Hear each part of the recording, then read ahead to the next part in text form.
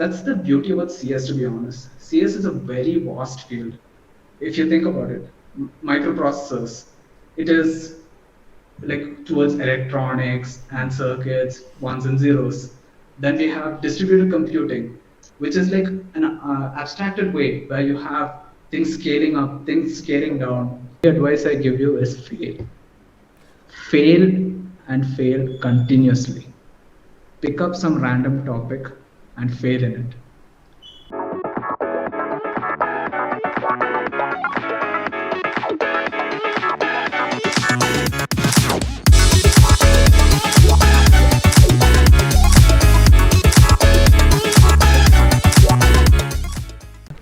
So hey everyone, welcome to another episode.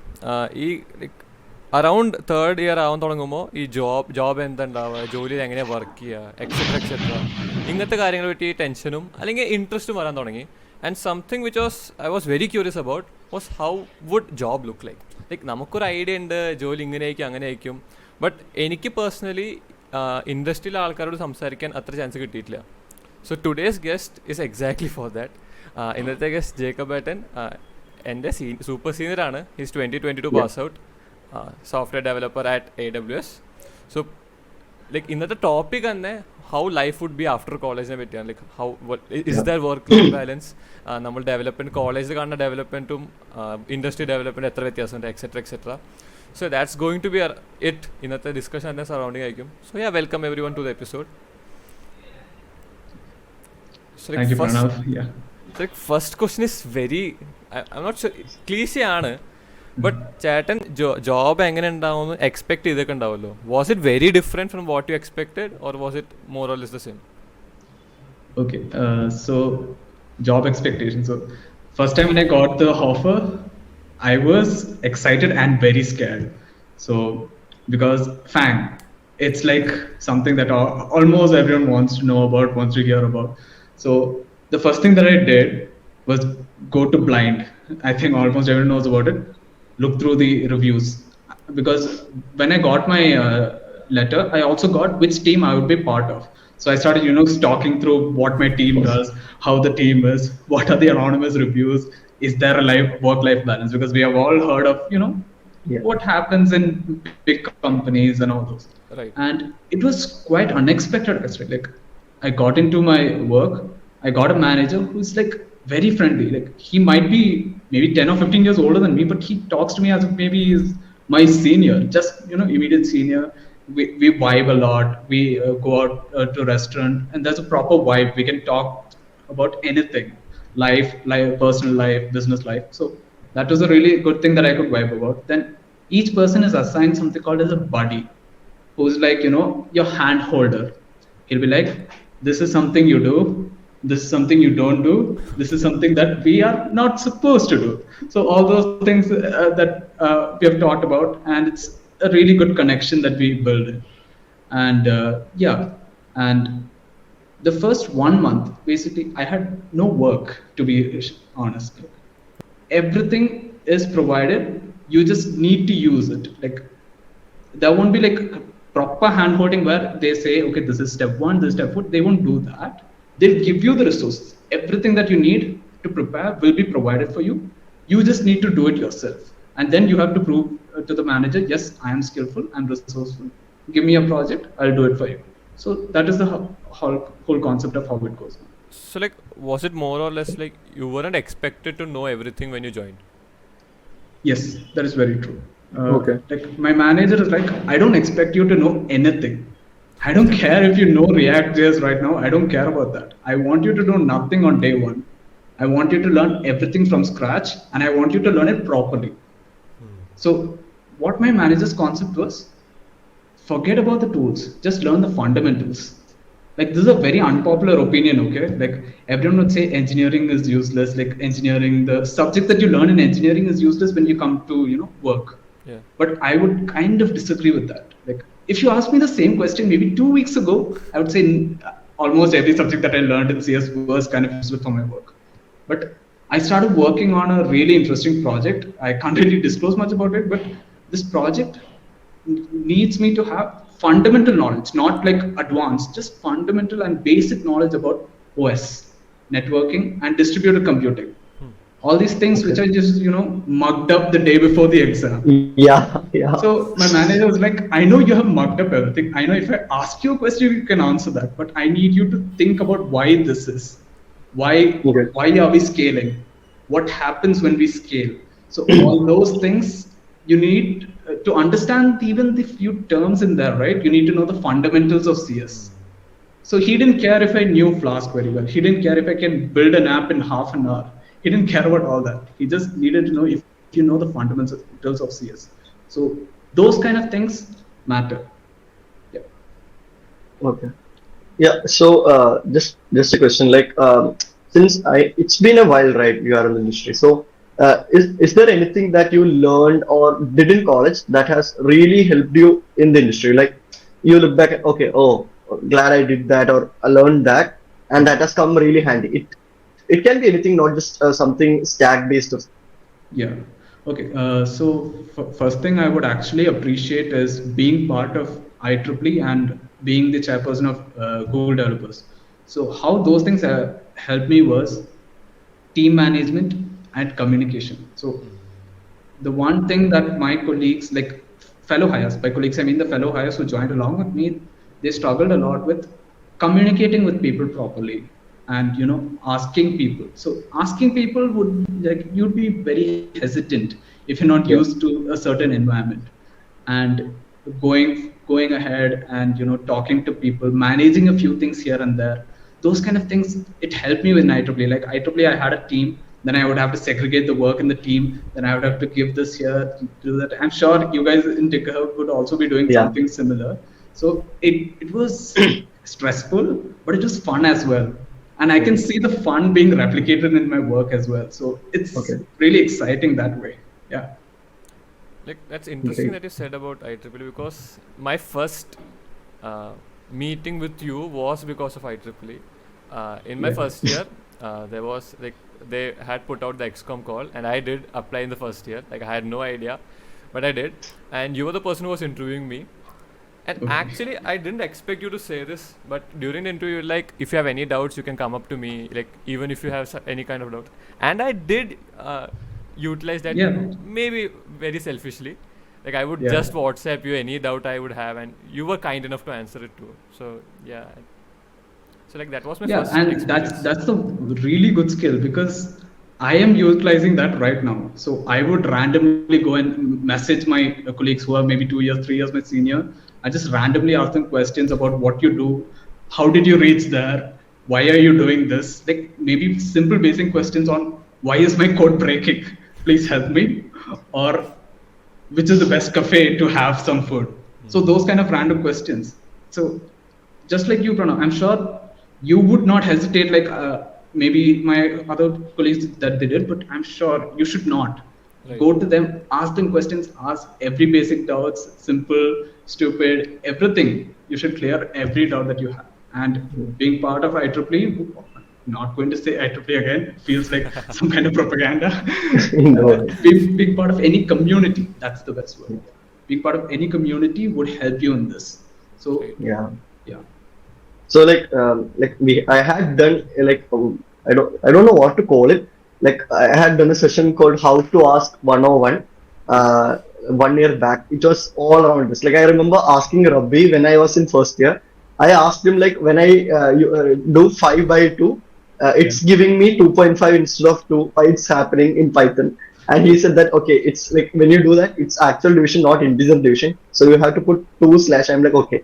And looking back at that, like I actually cringe. Like, why did I ask him? I could have Googled, but in a weird way, like I learned to ask things even though like it is stupid. So, as you mentioned, it's like it's really good to have a skill to ask things. Yeah. It is. It is very good.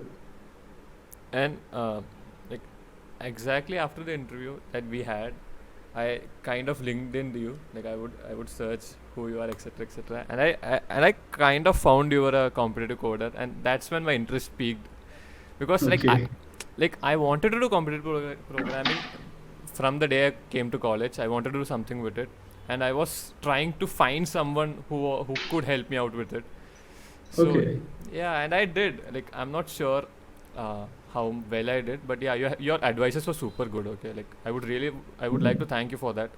Like, because I didn't have That's great. anyone to ask what to do with them, and I never formally thanked you for them. So yeah, I would like to Oh, use this that's chance. all good, Yeah, man. yeah. Like, I'm really happy that there's a fellow competitive programmer. I've seen very few. Even in my batch, I think there are just two or True. three who are actually doing competitive programming for competitive programming and not, work or Yeah, getting a job and those kind of Yeah. criteria. So, And Pranav has become expert in which platform actually? code forces. oh wow, okay, that's Yeah. really great. Yeah, super proud of him. Yeah. Yeah, I'm happy that I was able to help someone like this then. Yeah. And like, it's a very informal question. Like, how is life after college? Like, not necessarily job specific. Okay, so life after college, it's been just 6 months, I guess, for me, life after college. So the things that I learned about life after college is that one thing, the first thing that you can think of is life is open ended. By open ended, I mean, if you take school and college, for example, everything is fixed. School does 12 years, college does 4 or 5 years. And at the fourth or fifth year, that is the end, that is your end goal, where maybe you will go for higher studies, or maybe you'll go for a job, or you just want to get this over with. So the fourth year is your end goal in terms of college life.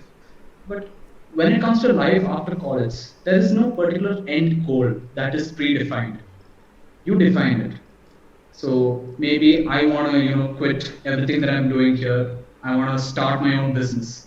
That is one goal that you define. Or you can quit engineering itself, go for a passion, maybe acting, maybe singing, join a band.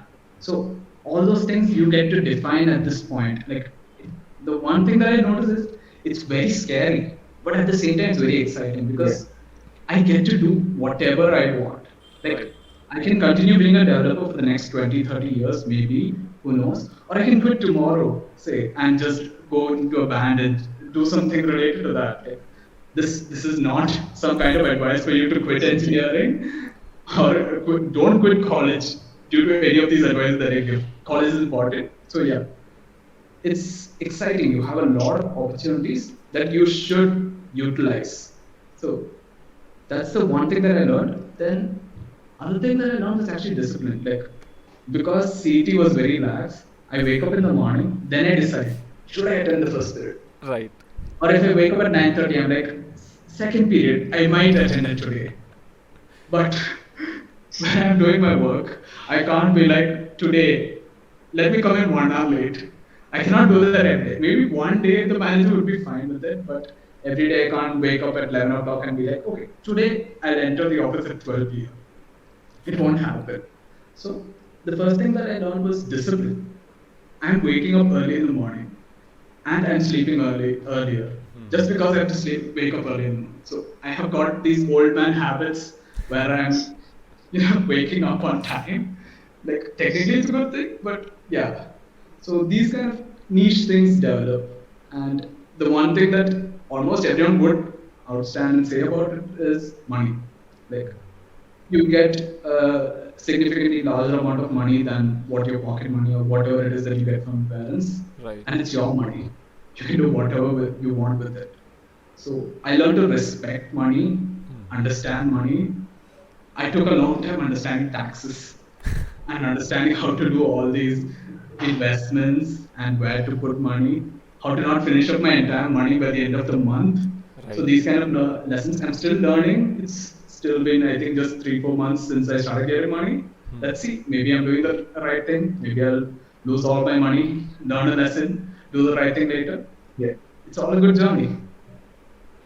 Like, I'm taking something from what you said, and this is totally off the topic we are supposed to talk. Do you read a lot? Yes. What kind of books do you read? Okay. So the last book that I read would be Murakami. Before that, I used to be an avid reader of Jeffrey Archer. Like he is a very old author. I'm not sure if anyone is familiar with it. Like I really liked his books. It would be a lot of cliche romantic Okay. plus fantasy kind of things, and I'm really interested by science fiction. Like I remember I would watch a science fiction movie and I'm like, okay, let's find if they have a book, then I'll read that book. Right. Like even though I've seen the entire thing, the book feels different. So those kind of books is what I would read.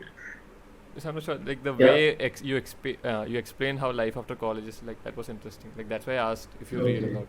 Yeah, like anyway, we are on the book topic. Like any Indian suggestions or anything that you have come across from the Indian like terrain, and you feel okay, oh my God, something like this exists in our nation. Okay. Anything? Okay, yeah, there was one Malayalam book. I forgot the name. Okay, it was a really beautiful book I got from my classmate. I don't remember the name. Yeah, I just read one or two chapters of it. I could not finish it. It was still in college. Yeah, it was a really good book. I completely forgot. It was famous then. I think it's still famous now for having some kind of reference or something or the other. So that was the only Indian book that really touched me. Then, other than that, I'm not sure if I have really read Indian authors or I've not really been into authors Hmm. nationality wise. Okay. I would just read. Okay, this book is a hit. Let's go. Let's read it. It might be good. Yeah. Right. And So, like, I had a question. Like, so I have seen like in there's a book called Good to Great. I don't know if anyone of have read the book. It's about like leadership, how to become L5 leader and all. So in that, I don't remember who exactly says it. There's a quote like, you should be eligible to work in your company every day. Like, if you get hired today, after 2 years, you should be able, you should be eligible to get hired that day also, even if you give interview. Yeah. So, which from my understanding, like some people stop learning, right? Like once they get a job and like they get like a bit fixed. Yeah. So, and in college, I can see that people learn a lot of things in various domains, especially in tech. Yeah. They do multiple things like for hackathons and all. So, in your thought, like I know it's been only 6 months. How has been your learning though? Like, has it been like increased, decreased, or you're still figuring out like, compared to your college? Okay, so the one thing that I noticed is in my college, I touched a lot of fields. I'm not sure if you're aware of this. So I used to learn a lot of things, like a lot of fields. So in my first year, it was all about some particular field in front end. Then later on, I went for backend. Then I started looking into blockchain. So I touched a lot of fields hmm. in my college. Even though I don't have in-depth knowledge in everything, I have its and bits knowledge here and there. But when it came to work, the one thing that I noticed that my studying and my knowledge was very focused on my work itself. Like it's not that I stopped studying, it's that whatever I studied would be very concentrated on what I'm doing right now. Because all the extra time that I get, I would rather spend on improving my work. Although this is not the right approach, yes, I would rather spend more time studying other things, but what I'm doing, I love it and I like learning about it. So I don't regret studying that either. That's why I spend my personal time even studying what I'm doing. So I'm still figuring it out. So that would be the correct answer. Yeah, yeah. And like when you said you spend your free time like studying for what studying about what you're doing, does it like are there anything else off work which you enjoy doing? Like offer completely non-tech. Yeah, non-tech. Okay, I think non-tech I love to explore. So every 2 3 weeks, me and my roommates we would go around visit places in Karnataka. So we went to Coorg, we went to Sakleshpur, then we went to some random spot. So we just visit places here and there, and then we go for restaurants. Like I'm a very big foodie. People who know me know that. So I go to any place. The first thing I do is research top 10 places. Okay, I will visit these 10 places. Even if it's just 2 day visit, I'm visiting these 10 places. I'm hogging. I don't care how much I spend. So that would be the one thing that I do on my free time. Right. Yeah, so you ask non-tech, so I guess there is something tech that you do apart from work. I guess, yeah. So really interested. To know. Okay, so tech related, I think I still do competitive programming. Like not because Oh I God. want to be Okay, happy. okay. That's I'm interesting. genuinely, yeah, I'm genuinely in love with competitive programming. So I still do it. Like although I don't get enough time, maybe I will do like 2 questions per week. Huh. Not as much as in college, but yeah, I try my best to continue that habit. Then I started looking more into finance and those kind of things because money related. So I started learning more. And the first thing that I understood is that Indian education should change. We should have finance, economics, and those kind of things in our curriculum. In school, not in college. In school itself, we should have that. Right. Yeah, since you talked about finance, like any interesting application or like anything in the internet that you want to recommend to the audience for listening, which is related to finance, like for college students or something, something that you figure out and okay, this would be cool to use if I was in college or something. Would use tool, but would be cool to use things to learn Yeah. would be I forgot. There was Zerodha has a subsidiary learning app. I forgot Varsity. what its name was. You can just Google it. Yeah, was it exactly. So that was really useful, like to learn the basics of everything. Okay. Then there are you can just Google actually. Go Google is the best instrument at this point. Just Google.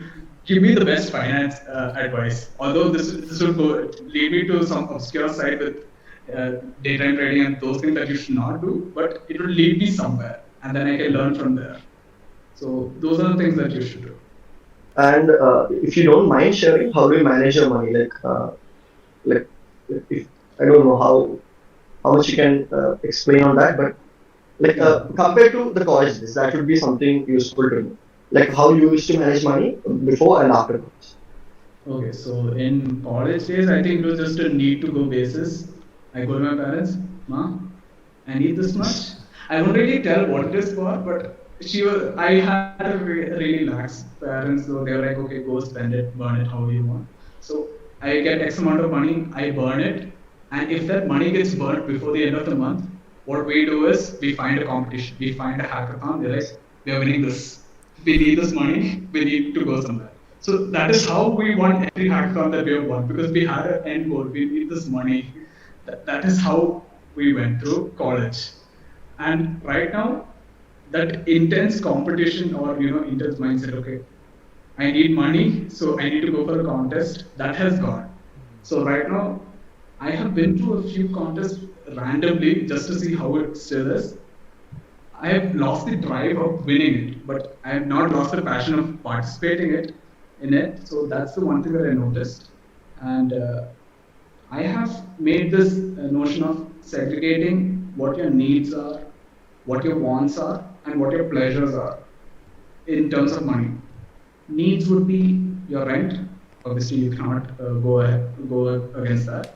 Then it would be food expenses, commute expenses. These three expenses is in under your needs. Okay. If you are in Bangalore, I would say in PGs, rent would be around 7 to 9, and depending on how posh you want to go, it will go all the way to 20, 30. Yeah, it's Bangalore. You can go all the way up there. And when I'm talking about food, I'm not talking about Swiggy snacks and Zomatoing random stuff. I'm talking about just 3 to 4 meals a day that you need for sustenance. And that would come around if you're going with groceries. I think 5 to 9, depending on how much you eat. I'm not really sure on how the daily usage would be. And commute, that is where a lot of expense goes. I think I spend about 6 to 7 on commute, and I'm hybrid. 6 to 7 on commute when I have to go to work just once or twice a week. Like anytime I need to go out for anything, it's always Uber or something like that. If you get a personal vehicle, yes, it is really useful. But Bangalore traffic, it's horrendous. We would rather sit and let someone else drive because it is hectic. Like we actually did an experiment. We were like, let's rent a car for 2 weeks. Let's see if we can manage with the stress. We rented a four-wheeler. That was the first mistake. So if you're on a four-wheeler in Bangalore, you're stuck in traffic for a long time. So that's when we learned that if you're getting a four-wheeler, it's better to be behind someone else than deal with all this pressure. Two-wheeler is fine. Roads are not that great. One thing I do appreciate about Kerala, roads in Kerala are actually better than Bangalore. Like, I know this is a very controversial opinion, but roads in Kerala are equally bad. That would be the correct. Roads in Kerala are equally bad. No matter the national highway, Hoya, smaller roads, they are equally bad. But in Bangalore, small roads are very bad. Like you would not be living next to the national highway. You would be living in a gully or a residential area, Yeah. and the roads would be broken down. It's just the national highway that would have the really good roads. So that disparity is there that makes the traffic even worse. To be honest. Okay. Yeah. So I guess we went a bit off topic. Like we were saying something interesting about need, want, and pleasure. Pleasures. Yeah. Yeah. Yeah, you explained on need, rent, food, commute, and other stuff. And then what comes under want? Wants would be some goals that you have. Okay, imagine you want some kind of higher education or anything like that, and you have a goal. Okay, my the loan that I'm preparing for the higher education will be this much. I would want to save for all the living expense, and it would be X amount of money. So my goal would be save X amount of money within 2 years or 3 years. That would be my want. Like it's something that's needed, but it's not needed, for sustenance or to make my life go on. It's something to improve my life. That would be something like higher education, going abroad, and resettling, or buying a house. That is also actually under wants, although it feels like pleasure. Buying a house is a want. In today's economy, buying a house is a bit difficult. So yeah, and Yeah. pleasures would be maybe buying assets that don't really gain anything, like cars, bikes. Like they depreciate in value as soon as you buy it. And those kind of things is under pleasures, or just going to clubs, going for some kind of shows, and those are all under pleasures. You can completely discard them. You can completely discard them from your life, and still you won't have any kind of regret other than the less Right. dopamine effect that you have. Makes Great. sense. And going a different route here was like you were one of the people who got one of the biggest placements in college. Was that Uh, always in your mind, like that you wanted such a big, huge placement, or it happened when it happened? it actually happened when it happened. Okay. Okay. Yeah. So to be honest, I was not looking for placements. You can ask any of my classmates. I only applied for two companies. One was Intuit and other was Amazon. Just because if I get it, I get it. If I don't get it, I don't care. I have other plans in life. So that was my mindset. I was not really going for a job per se. I would rather do things on my own, figure things out in my life. That was what I was planning on. Yeah, and one wrong factor, my package is not the highest that our college got.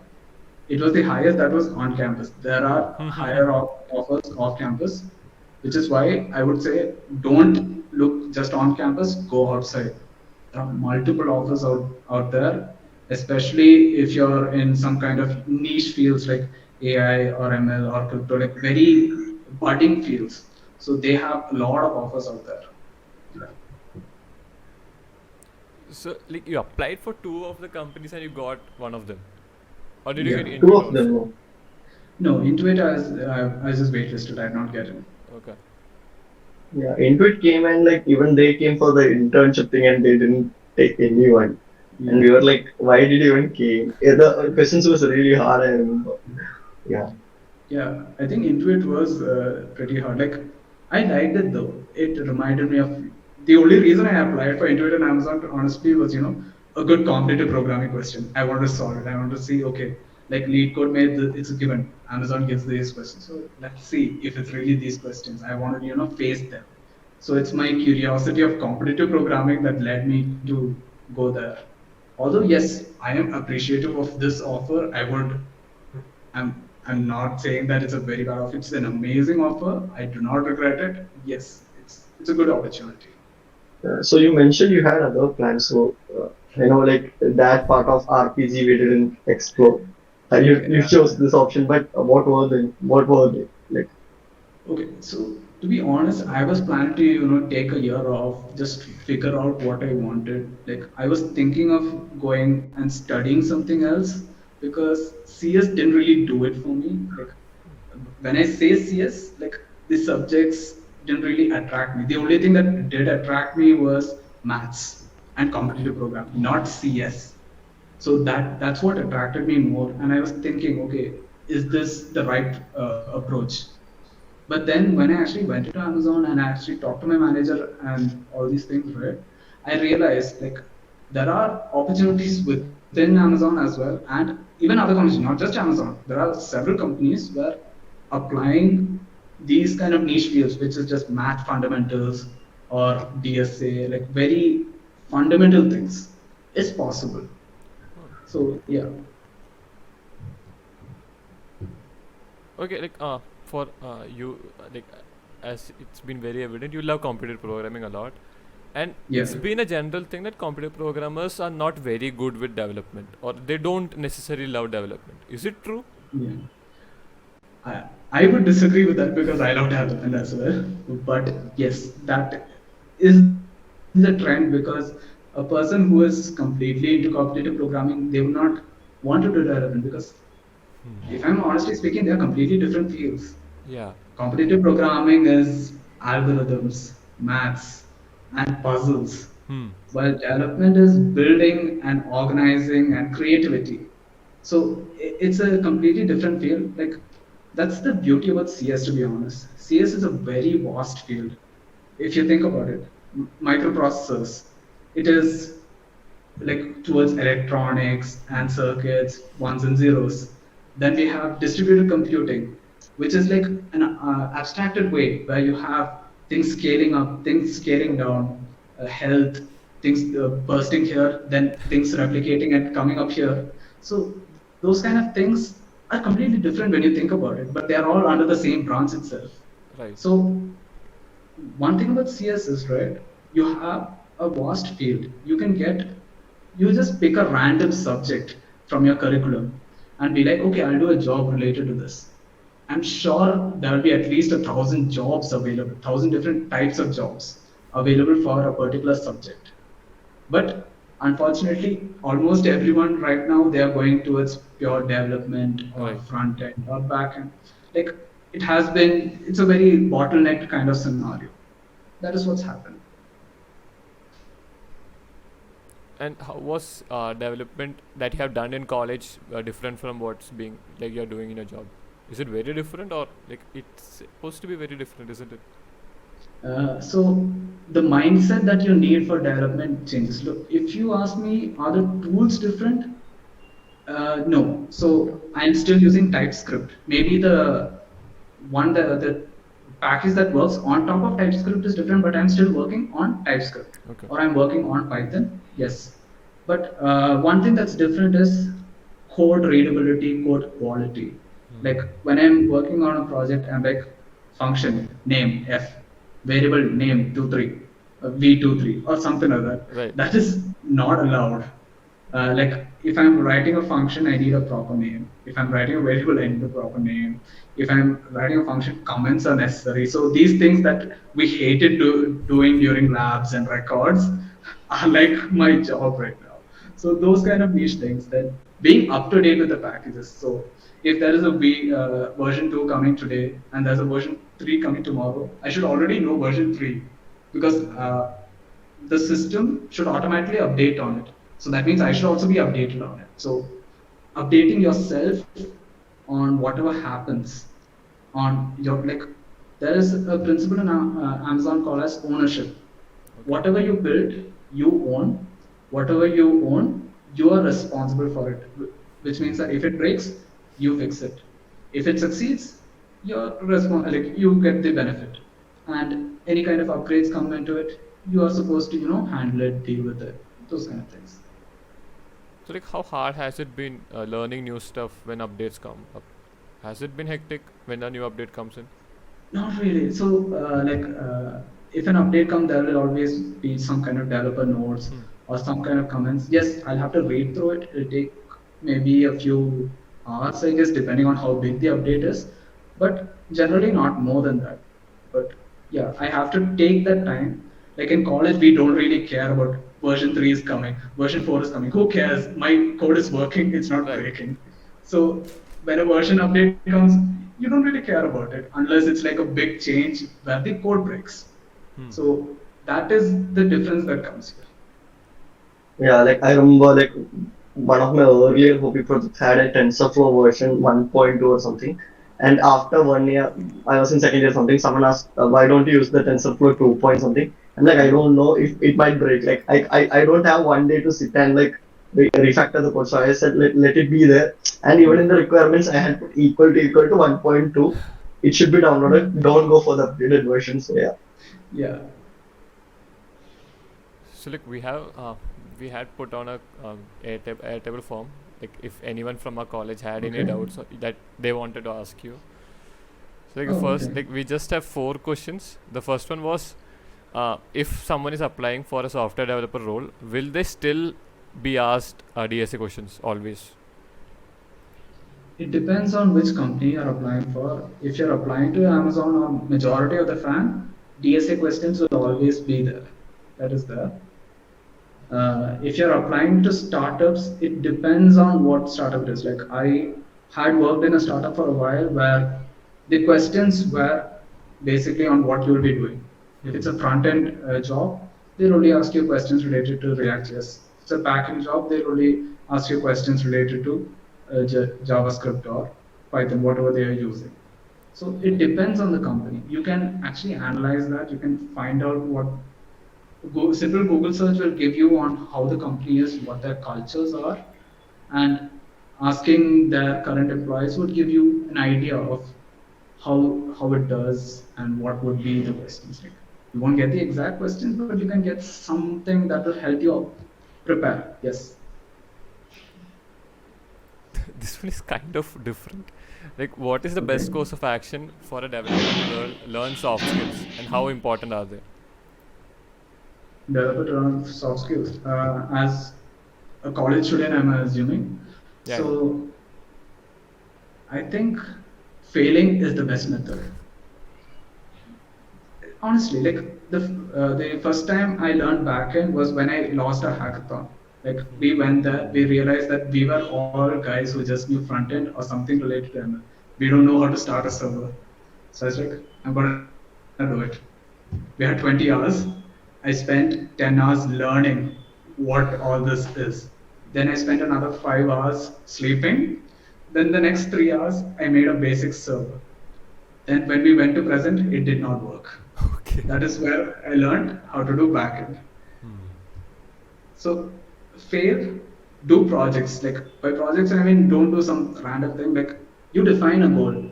When I say project, don't Google okay, random projects in Python. Don't do that. Just think about anything that you might use or you might make for someone else to use and just try to make it. I'm not saying you should make it perfectly. Try to make it, let it break, and then stop making it. Think about what all you have learned.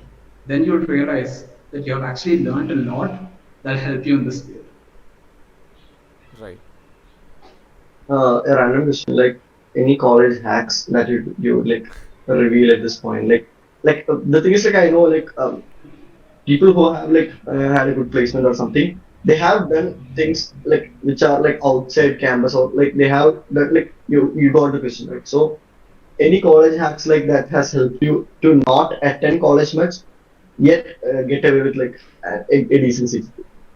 Okay, so one college hack, honestly, for my batch was COVID. So not going to college helped. That is the best hack, honestly. Okay. Yeah. Other than that, I never really prepared uh, for any subject. So I would listen to class and that's it. I would not go back home and study or do any other hoopla related to studies. Again, this depends on who you are, it depends on how good you are. So I will, if you're able to understand in class, I think you can stop there. If you're not able to understand, okay, you might have to learn a bit. So I start any kind of preparation, no matter if it's semester or if it's those small unit tests. I'd always prepare 1 week before, and that's my time frame. I have 7 days, 5 subjects. So I divide them. The hardest subject, which I think would be something like microprocessors or OS, would get 2 days. everything else will get one day. And because KTU gives a huge gap before the exams, so we get time either way. So semesters would be revising module 5 and 6. The other things I would have already prepared during the other exams. So Right. those are the hacks. I would not say it is the hack, but yeah. And attendance, I'm not sure how it is. I think that you guys have marks for attendance. We do Yeah. not have Yeah. marks for attendance. So for us, it is like 75 bus. I'm not coming to class anymore. 75 is enough. So that is the thing. Like, I'm not sure if this is the right advice. I won't say don't go to class. I would say that if you think you know what is being taught in class and you do not need the extra time to learn it in class, then you can just stay at home, do something more productive, go for competitive programming, I guess. Yeah. And there's this Yeah, we have last more questions, right? there's this Yeah. last masala filled question. Is the workplace politics in reality? Is the workplace politics a reality? Workplace politics. So I have not really experienced workplace politics per se. Mm-hmm. So I have seen a good culture actually in terms of workplace, the environment. Like I've only had friendly interactions. It's been just 6 months. Maybe they are showing me just the good sides, but yeah, like all the experience that I've had were good experiences. Like recession is happening, a lot of issues are happening right now within the company, within a lot of companies. So there were people who assured me, okay, don't worry, this is happening, this is the fact, these people are going, these people are getting reorg. So you don't need to worry too much about it. But we are there for you is basically the motto. They would not let go of you. They are not going to, pick you up one day and just throw you away. Right. They will be there for you up to an extent. So yeah. And that's something like recession is an interesting topic. Like, how bad is the recession actually, from the company point of view? Is it really bad? Uh, I think you can actually look at how the facts is like COVID happened, so everyone started going online. Hmm. So business started booming in terms of retail and online marketing. So hiring increased in almost every big company. I'm not going to name any companies. Like Right. almost every big company started over hiring, and it actually profited them. And their expectation was post COVID, people would continue this online trend. But that was not really the case. The online retail markets, they slowly started, I won't say dying down, the demand for it reduced. So they were overstaffed. And that is what really happened in many of the retail businesses. But if you take other companies, there are certain companies that started investing into bigger projects that would only come maybe 10 years later. So they cannot afford to handle the employees that they have today. Hmm. Or issues in Europe, again, that is not recession, that is how the war came, Russia went with the pipeline. Right. Right. So the prices started increasing everywhere. So that is where the issue in Europe happened. Hmm. Issues in US is different. So everywhere there are issues at this point that have all come up as a very big cluster and ruined everyone's life at this point. If it were individual incidents, it would have been fine, but everything has come together as a big pot. Like, So the that thing is what's is, happening. yeah, the thing is, uh, on social media the situation is worse when it comes to people getting laid off. Like, if you just open Twitter, it's filled with people saying, yeah, this was my last day in XYZ company, I'm happy, etc., etc. So, like, that's the reason I asked, because from our point of view, Twitter is, or these social media platforms are the only uh, window Yeah. into understanding what's really happening. So I just wanted to get your perspective on it. Yeah, I won't say that whatever comes in social media is wrong, but there are a lot of true newses, there are a lot of false newses. But the truth is, people are getting laid off. Yes, people are struggling, but there are also people who are getting hired in other industries. Like there are still industries who are booming. Like AGI is booming, so that is a new industry. I won't. Crypto was booming until what happened with FTX and those kind FTX, of yeah. things. But yeah, if you ignore those things, blockchain would be booming. Crypto might not be, but blockchain as an industry would be booming here and there. Then yes, there are industries, startups, finance. You should never forget that. That would never go out, or at least not for a long time. So there are industries that are still there. Maybe the big tech companies that people always talk about, they are going to die down for maybe a few months, but they'll come back.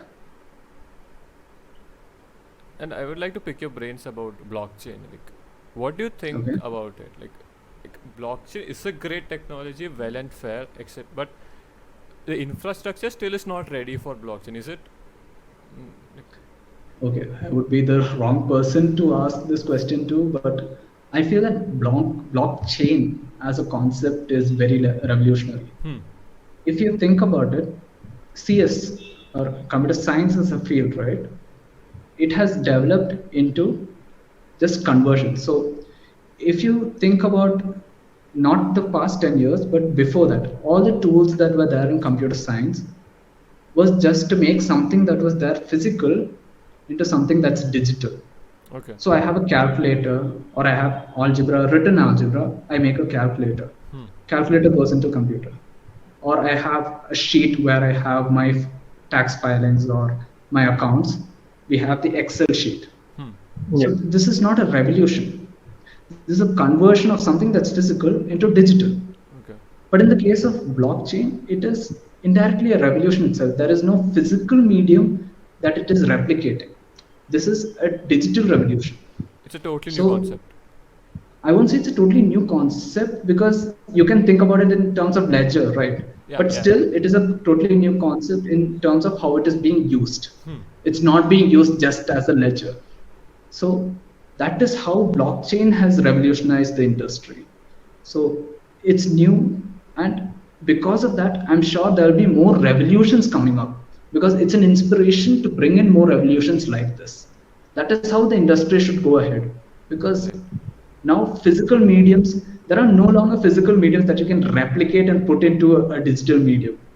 That's just revolutionizing an already existing digital medium into a newer one or coming up with a completely new concept.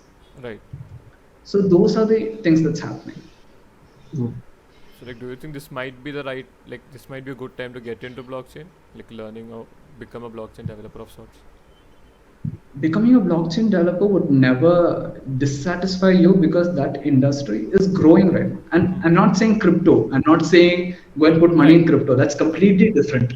Right. I'm talking blockchain as a concept, which is like fundamentals. That's why I always say learn the fundamentals before going above it. Crypto is something built on Over blockchain. blockchain. Yeah. So learn blockchain Hmm. and learn how it works. Learn how you can develop it. I'm sure there are multiple applications out there that you can build because it's a new industry. Hmm. You can make something new and you can make a huge industry out of it yourself. You don't need anyone's help. That is the beauty about CS. Right. If I want to make some new industry which is CS oriented, I do not need 1 crore rupees or 100 crore rupees to set up a factory production line. I just need a laptop.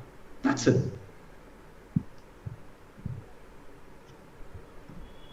So like any app or like any technology that kind of changed your life, like that has had a great influence on your life that you can suggest to others. Like it can be anything, like anything that you came across and okay, oh god, something like that this exists and is such usable to such an extent. Okay. I do not have a particular chat in mind, so I apps in mind. So apps that I would actually recommend to you are informative apps. Okay. So things like news apps or in-short apps or tits and bits. So right now, what happened is that the culture of reading has gone away. Hmm. So we all like summaries. What Right. is a tweet? It's a very summarized version of what we are expressing. So we want everything in its and bits. No Hmm. one is ready to read 300 pages. Why Right. is Audible successful? Because no one wants to read anymore. I'm more than happy listening to it, but I don't want to read. Right. So because that culture of reading is dying down, I'm not saying that it's good or bad. Maybe that it's growing into something better, because that is how it is. The world is changing. It's fast. So because reading is dying down, there are revolutions in that scenario, that aspect itself, where we have in shots, which is like short news in one line. Okay, I read that, I understand a bit of it. Like no one, not no one, but very few people read a newspaper right now. Right.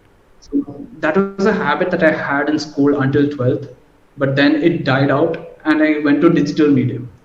But digital medium itself, I don't feel like reading the entire newspaper. I need it summarized. So the concept of summarizing, and I think there are good AI models that can, Yeah, summarize a proper book and give Hugging it Face and in. all. Yeah. Yes, those are going to be revolutionary because of how the trend of reading is dying down. So Yeah, since you mentioned like there are a lot of platforms and apps which have summaries of books and like the way they are being promoted and all is like really huge. Yeah, as you mentioned, like I can see it happening. People are like not choosing to read the summary of the self-help book instead of yes, helping them by reading it. Like, it's exactly. happening. Like if I tell the name Rich Dad Poor Dad, everyone would know the name, everyone would know what it is, but maybe 1 in 10 people who actually know what it is Yeah. have actually read the entire thing.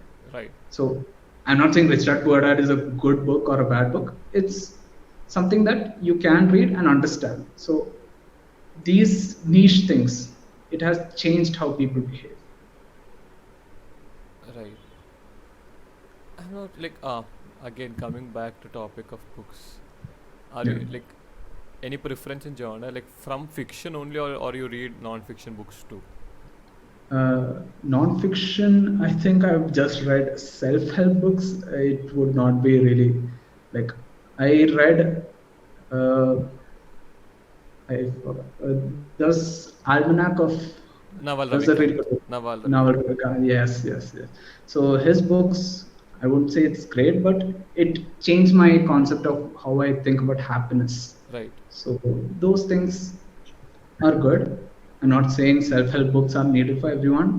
It the first time that I ever read a self-help book was actually after graduation. I'm like, I was bored. Let me choose a genre that I've never read till now. I picked up self-help. I picked this up, and yeah, it made me understand a few things. But other than So that, I still like reading manga. I Right. enjoy manga, and yeah.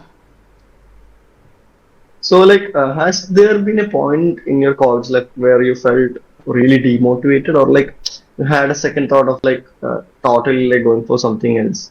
And like, how did you like recover from that? Like, if that happened. So I was never demotivated in the sense that I wanted to go away from this. Like I always wanted CS, but I did not want engineering. Like I still am, not ready for the concept of engineering in CS or CS in engineering. I like CS as a branch of science where it is very vast, Hmm. where I can learn a lot of things, where I can learn. I don't want to build, I want to learn the new things that's happening. I want to revolutionize something and not create something built on something else. So Right. it's more of research oriented. So that is what I really loved about CS, like it being so vast and it being so simple. Like uh, by simple, I mean the information available is very simple. Like if you are in another branch, you would need a physical medium or you would need someone to guide you here and there. But in CS, you have the internet for you. So that was what inspired me. The internet and the availability of information in internet. So if you feel like you have given up on CS, don't worry. A lot of people have given up on CS and engineering itself midway, but it is fine. Take a week off, think about what you want, you know, go around, just pick a random spot, pick Wayanad or pick Munnar, just go there, sit there for a while and think about what you want to do. And if you have figured it out, well and good. If you haven't, it's fine. You have a long life ahead for you. You can slowly figure it out. Maybe go with how everyone is going, go for okay, CS, engineering, job. For now, let's just say I am going with this. I will figure it out later. Like you're just 20. You have at least another 40, 50 years. So there is no rush, there is no hurry. Make all the mistakes you want. Like until you're 30, 40, make a lot of mistakes. So this is an offhand recommendation and advice that I got from a senior that I'm giving back to you guys. Make mistakes. Like no one cares what happens if you fail in something. Maybe your parents will be upset, but that'll be just for a few days. Your neighbors will say something, but who cares about them? It's your life. So fail how many ever times you want, but you will come back. That was quite inspirational, actually. Thank you. So, what would your advice be to a beginner who is starting their tech journey? Uh, Considering the worst scenario, they are from bio background, they have no coding background. So, what would your advice be, and how they should continue? Okay. For any kind of beginner who is just beginning that tech journey, the only advice I give you is fail. Fail and fail continuously. Pick up some random topic and fail in it. Do it. I don't care if you succeed. If you succeed, that is when you stop that field, go to your next field. Because when you succeed, that means you've reached your comfort zone. There is nothing else that you can learn. So fail and fail until you succeed. Then go to the next topic and fail there. Yeah, like I really like when some technical talks suddenly turns into inspiration. This is something I have. I look for like romance and comedy. Uh, Okay. like like yeah, that's really great to listen. Actually, thanks. Yeah, and like it's very funny enough. Like we had planned something for 30 minutes. Like we were like hoping, oh my god, we hope this goes till 30 minutes so that we can put it out as a podcast. And now we are here Okay. like 1 hour 20 minutes. So like kind of Now we it's started with the main idea of how life after college would be. Like that's what we wanted to talk about. Ending up Yeah. finding you as a very interesting person, going on to different fields of topics. Yeah. okay. Now your job would be shortening this video into bits and pieces. Yeah, that I hope Pranav does yeah, that. that possibly would be mine. But I don't think I would want to cut a lot of them. Yeah, yeah. Okay. Yeah, it was great having a conversation with you. Like, thanks for joining. And like, I know you had a really busy schedule, and like how much a working person values the weekends and so thanks for like giving us the time. Like because in college every day is a weekend if you choose to, but now Okay. you have to make the weekend valuable. And so thanks for giving us the time of your life. And we hope you also enjoy talking to us. And Yes. we are looking forward to more episodes with you, maybe one in person someday in the future. So thanks for joining, and we hope the people who are listening to this also find this useful. So it's me and Pranav signing out with Jacob Chetan. Bye guys. Bye. Bye. Bye.